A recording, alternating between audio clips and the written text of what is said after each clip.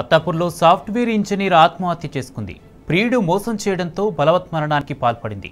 అత్తాపూర్కు చెందిన అతిథి భరద్వాజ్ సాఫ్ట్వేర్ ఇంజనీర్గా పనిచేస్తుంది. హాఫీ హోమ్ ఫార్చ్యూన్ అపార్ట్మెంట్లో నివసిస్తున్న ఆమె ఓ యువకుడిని ప్రేమించింది. అతడు ఈ మధ్య దూరం పెట్టడంతో మోసపోయానని మనస్తాపానికి గురై ఆత్మహత్య చేసుకున్నట్లు సమాచారం. ఇక ఇంట్లో ఎవరు లేని సమయంలో ఫ్యాన్కు ఉరివేసుకుని ఆత్మహత్యకు పాల్పడింది. స్థానికులు గుర్తించి పోలీసులకు సమాచారం అందించారు. మృతదేహాన్ని పోస్టుమార్టం నిమిత్తం ఉస్మానియా ఆసుపత్రికి తరలించారు. ఘటనపై కేసు నమోదు చేసుకుని దర్యాప్తు చేస్తున్నారు.